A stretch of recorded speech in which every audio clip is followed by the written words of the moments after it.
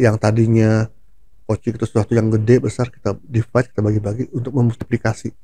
Jadi yang tadinya coaching itu mahal jadi lebih murah gitu loh.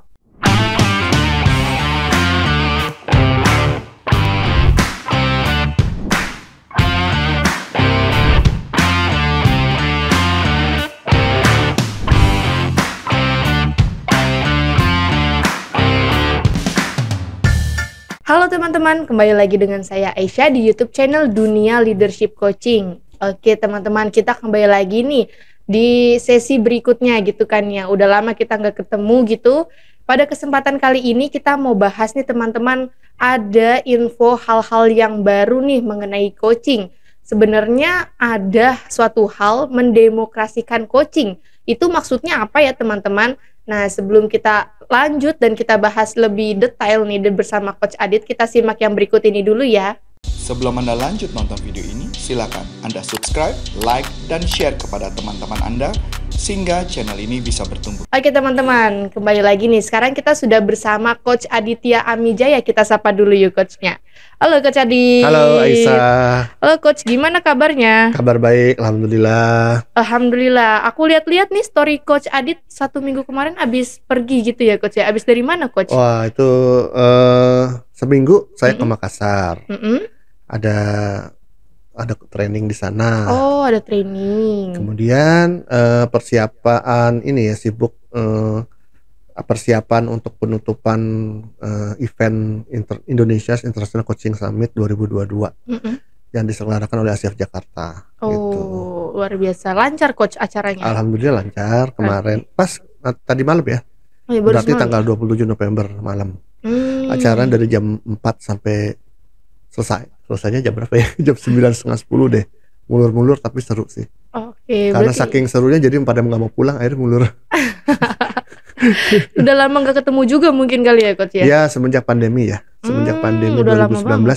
Terakhir kali kita ketemu bareng itu para coaches di bawah naungan ICF Jakarta itu adalah tahun 2019 ketika kami mengadakan coaching summit di Yogyakarta. Nah setelah itu langsung tuh COVID ya 2020 kan 2019 akhir aja udah mulai COVID. Iya betul Coach. Terus 2020 Maret ya kita nggak ngadain lagi acara-acara offline atau in person, jadi dialihkan ke webinar, ke online. Nah baru kemarin itu pun dibatasin gitu ya. Jadi hybrid gitu. Yang online-nya itu semua bisa hadir kan kalau online. Kalau yang in person-nya di acara tersebut dibatasin maksimal 100 orang. Oh 100 orang, berarti untuk acara kemarin 100 orang Coach yang hadir? Iya. Wah. Penuh. Oke. Tapi tetap jaga kesehatan ya. Oh iya. Karena masuk dong, itu Coach. Aja harus bukti swab testnya harus ada hasilnya. Kalau juga disediakan sih sama panitia swab test juga di lokasinya. Di lokasi tersebut. Oke, ya teman-teman, kita juga masih harus tetap menjaga kesehatan ya Coach. Betul. Ya, prokesnya jangan lupa. Oke Coach, pada pembahasan pada hari ini nih Coach nih, kita mau bahas nih kan ada suatu info yang baru ya Coach ya. Kayak dengar-dengar suatu istilah gitu, mendemokrasikan coaching. Itu maksudnya apa sih Coach? Iya ya, itu kayak politik aja, demokrasi. Iya, ada demo apa ini ya? Atau sistem pemerintahan yang demokratis. Demokrasi berarti kan demokrasi itu ya mungkin ini istilah ininya ya, istilah awamnya tuh kalau demokrasi kan sepertinya semua punya kesempatan gitu ya, punya kesempatan yang sama, itu demokrasi. Oh ya, jadi ya kalau di sini demokratisasi itu lebih kepada memastikan agar semua orang mendapatkan hak dan kesempatan yang sama. Itu dalam hal apa? Dalam hal coaching gitu. Untuk klien ya? Iya. Gitu, karena kan selama ini persepsinya coaching itu kayaknya eksklusif banget ya, hanya bisa diakses dan dirasakan atau didapatkan oleh orang-orang tertentu, misalnya level eksekutif gitu ya, business owners yang memang sanggup bayar, karena persepsinya kan sekarang coaching itu mahal gitu. Iya betul. Mahal. Nah makanya padahal semua orang banyak butuh coaching nih, bukan hanya level-level eksekutif. Ya, karyawan yang levelnya masih supervisor ke bawah pun butuh coaching, ya kan? Yang nggak semua perusahaan mau bayarin juga kan? Iya, mereka betul. Maunya membayarkannya untuk level eksekutif, karena ini kayaknya tuh memang haknya level eksekutif, padahal Iya. semua orang butuh coaching nih, Oh. gitu ya. Karena coaching memang berdampak ke semua orang kan, bukan hanya ke orang-orang Yang di leader atas. atas aja gitu, top management, tapi juga justru yang semakin ke bawah juga mereka akhirnya dirasa semakin butuh gitu ya, yang namanya coaching ini. Nah itu namanya barulah istilahnya democratizing coaching ini gitu. Bagaimana agar coaching ini bisa dirasakan dan bisa diakses oleh semua orang tanpa memandang posisi jabatannya. Oke. Bisa bisa diakses oleh kalangan korporasi juga individu gitu, orang per orang. Jadi bukan untuk perusahaan aja di coaching, buat individu life coaching, personal coaching itu kan juga untuk mereka ya, buat orang-orang individu itu. Nah, bagaimana agar supaya harganya bisa lebih murah, bisa diakses semua orang, ya, sehingga manfaat coaching itu bisa semakin dirasakan ke seluruh masyarakat. Gitu. Itu gimana coach? Supaya seluruh masyarakat pun gitu bisa ya. merasakan coaching ini ya, apalagi perlu kan untuk level-level yang bawah gitu juga. Ya. Kenapa kok jadi mahal ya awalnya coaching itu? Ya macam-macam caranya ya, terutama teknologi. Teknologi itu sekarang sudah banyak ya aplikasi-aplikasi coaching yang bisa dijangkau oleh semua orang gitu ya. Karena aplikasi ini kan sifatnya multiplikasi ya, bisa memultiply. Bahkan bukan hanya kalau coaching dulu kan pertemuan harus secara langsung ya. Jadi kan terbatas waktu dan ruang. Nah sekarang ya paling tidak ruang gitu ya. Ruang itu jadi sudah nggak terbatas, seluruh dunia gitu ya. Bisa ya. Jadi coachnya di negara mana, coachnya kliennya di negara mana gitu kan. Itu bisa. Yang penting waktunya pas aja gitu kan. Nah dengan multiplikasi itu ya sifatnya gini. Divide to multiply istilah yang saya pahami ya. Yang tadinya coaching itu sesuatu yang gede besar, kita divide, kita bagi-bagi untuk memultiplikasi. Jadi yang tadinya coaching itu mahal jadi lebih murah gitu loh. Karena mudah dijangkau kemanapun dan semakin memultiplikasi jumlah kliennya sehingga akhirnya bisa lebih murah. Dengan teknologi murah, costnya nggak terlalu. Karena kan coaching itu costnya juga termasuk juga transportasi, akomodasi, ya waktu yang terbuang, waktu costnya terbuang gitu ya. Kalau dia harus mengcoaching ke daerah lain kan coachingnya harus datang dulu tuh. Iya, belum lagi ke daerah perjalanannya. tersebut, perjalanan waktu dia terbuang untuk produktivitas yang lain kan jadi habis ya. Nah itu kan harus dikompensasikan. Sekarang kan udah enggak gitu dengan online ini. Dari jam 8 sampai jam 9 saya mengcoaching orang dari Jawa Tengah, terus jam 10 sampai jam 11 saya mengcoaching orang dari Singapura itu bisa gitu. Iya. Ya kan? Sekarang udah tidak ada batasan lagi gitu ya coach ya. Di situ murah.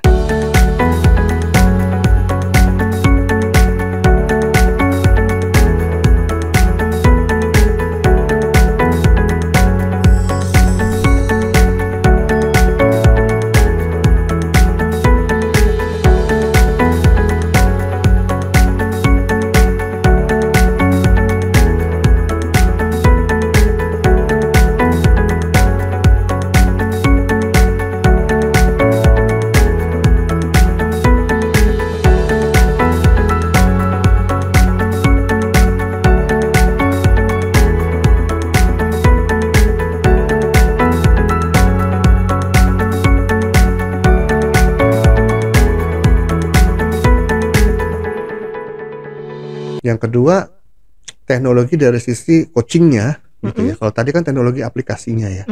Nah sekarang teknologi tentang coachingnya, coachnya.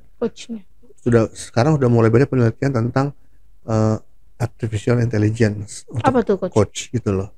Jadi coachnya bukan manusia lagi, tapi software gitu loh, AI.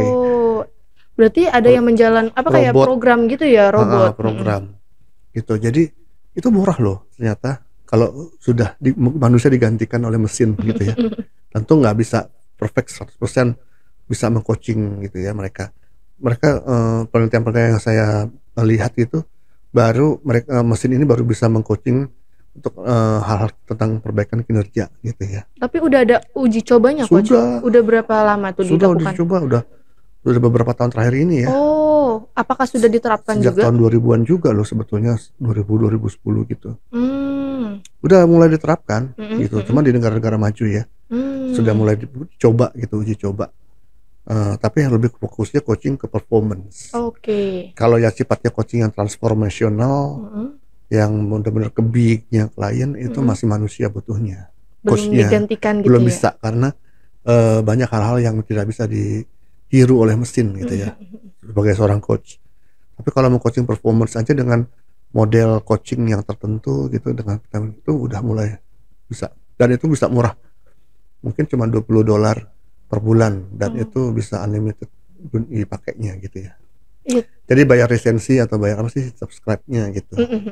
Tapi keren juga ya coach ya. Mm-mm. Maksudnya kayak kita coachingnya dengan software gitu ya, dengan robot Iya. istilahnya ya. Dan nggak, sebetulnya kan masih butuh penyesuaian ya, nggak semua klien juga nyaman kali ya Iya betul kalau di coach. coaching dengan mesin gitu ya.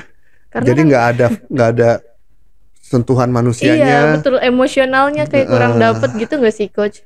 Ya mesin sih udah bisa mulai ya meniru-niru tentang dia berempati gitu, memberikan acknowledgement, itu mesin udah mulai. Tapi mungkin rasanya beda ya kalau kita di empati atau di acknowledge manusia dengan di acknowledge empati dengan mesin. Iya benar. Mesin kan cuman muncul kata-katanya doang kan. Iya. Jadi kita nggak bisa melihat ekspresi coachnya ketika berempati sama kita. Justru itu kan yang penting gitu ya. Benar. Itu makanya dia belum bisa mengcoaching level yang dalam gitu ya. Hanya ke level performance-nya aja. Gitu. Nah, ya mudah-mudahan ya bisa jadi sih kedepannya akan semakin perfect lah ya mesin ini. Yang diharapkan dari situ ya memang orang-orang yang mungkin hanya cukup di coaching performance saja tuh, dan memang kebutuhannya yang coaching performance kan yang lebih banyak ya saat ini. Itu bisa di coaching oleh AI ini gitu ya. Jadi lebih murah dan bisa dijangkau oleh siapapun. Dan coachnya nggak pernah capek gitu kan. Iya, Nggak ada. terbatas. Ini coachnya kan kalau manusia kan dia 24 jam aja waktunya Iya, kan. betul coach. Nah, kalau mesin ini kan satu mesin bisa mengcoaching sekaligus 10 orang, 20 orang gitu kan. Sebelum Anda lanjut nonton video ini, silakan Anda subscribe, like, dan share kepada teman-teman Anda sehingga channel ini bisa bertumbuh. Berarti ya memang lebih mudah ya istilahnya ya coach ya, kalau misalkan level-level staff atau yang lain-lain yang ingin meningkatkan performance-nya gitu ya coach ya, menggunakan aplikasi ini. Nah, kalau yang level udah eksekutif, mereka butuhnya masih coach manusia karena mereka itu bukan lagi tentang performance gitu ya kalau level eksekutif, tapi ke being-nya yang di coaching rata-rata gitu ya. Yang mereka tuh perlu transformasi diri yang lebih besar lagi gitu. Nah, itu manusia yang yang masih bisa mengcoaching mereka itu masih manusia kok. Jadi bukan berarti nanti manusia coach manusia itu udah nggak laku tergantikan lagi. gitu ya coach, nggak gitu kan. Emang sebenarnya coach kalau boleh tahu gitu ya coach ya, sharing-sharing, emang biaya coaching itu mahal banget apa coach sampai akhirnya dibuat seperti ini? Iya, beragam sih gitu ya. Itu kan subjektif kalau harga ya, lihat dari value. Jadi orang itu bayar coachnya itu kan nggak seperti beli barang ya, sudah jelas standar gitu, harganya sekian. Ya kalau ini kan lebih ke trust, lebih ke apa ya, seberapa nyamannya orang itu membayar gitu ya, berdasarkan value yang biasa dia persepsikan. Jadi subjektif. Jadi bisa satu sesi itu bisa cuma 1 juta, bisa sampai puluhan juta ada yang membayarnya gitu. Tergantung capaian juga ya coach ya. Iya, lebih ke apa ya, lebih ke faktor subjektif ya gitu, lihat dari value yang akan diterimanya itu gitu. Nah, itu kan lumayan ya, kalau 1 juta aja kan nggak semua orang juga mau bayar ya. Iya, betul, 1 juta coach. per sesi. Iya. Kalau sesinya 6 sesi berarti dia harus menyediakan 6 juta. Dan biasanya kan bayar di muka. Oh iya, langsung di awal gitu ya coach ya, untuk sesi-sesi berikutnya. Iya sih, kalau dilihat-lihat ya coach ya, berarti lebih menguntungkan software itu gitu ya coach ya. Akhirnya bisa mendemokrasikan coaching gitu coach dari software ini. Betul. Oh. Ya tentunya dengan berbagai konsekuensinya ya, kekurangan juga mereka harus terima dong gitu kalau bayar murah gitu kan. Benar-benar. Ya ada plus minusnya gitu ya coach ya. Menurut coach Adit, software ini akan berjalan ya coach ya, dan banyak yang menggunakan di tahun berapa ini coach? Kan tadi ini udah melakukan percobaan ya. Sudah jalan juga ya. Bahkan sudah ada yang secara komersil ini kan dijual gitu ya. Jadi sudah berjalan sejak tahun 2010 gitu. Jadi sekarang selalu diimprove gitu. Ini untuk Bahkan ya kan pernah nggak lihat di berita-berita yang robot-robot gitu yang seperti manusia yang dari Jepang, yang wajahnya perempuan cantik iya, gitu ya, betul, Coach. bisa senyum, bisa kedip mata, bisa menanggapi pembicaraan. Itu kan menggunakan teknologi artificial intelligence. Nanti di-combine, bisa jadi nanti coachnya robot manusia yang diperlengkapi dengan artificial intelligence ya. Akhirnya dia bisa mengcoaching sebagaimana layaknya manusia gitu loh, dengan bahasa tubuh, dengan senyuman, empati. Oh, berarti masih ada proses penelitian lagi ya, Coach ya, terus supaya berjalan. lebih oke lagi gitu ya, Coach ya. Wah, menarik banget.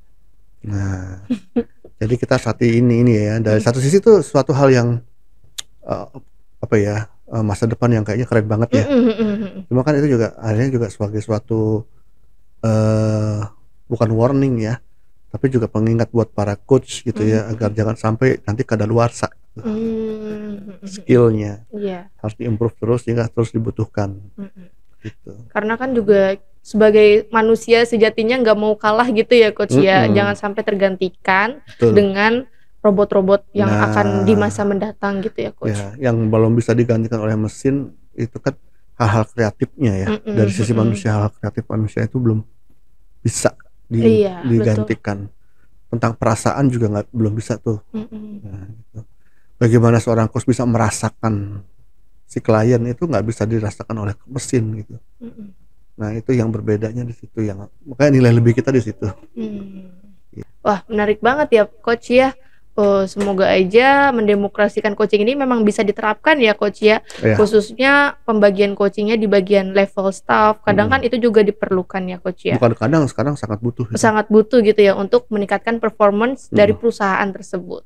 Oke, Coach, mungkin dari teman-teman ini yang mau mengikuti pelatihan coaching, gimana, Coach, caranya? Ya, tentunya teman-teman harus mencari pelatihan coaching yang betul-betul mengajarkan tentang coaching, bukan mengajarkan hal-hal lain gitu ya. Dan juga pastikan ya pengajar coachingnya berdasarkan kode etik dan standar kompetensi yang sudah baku dan diakui secara internasional ya.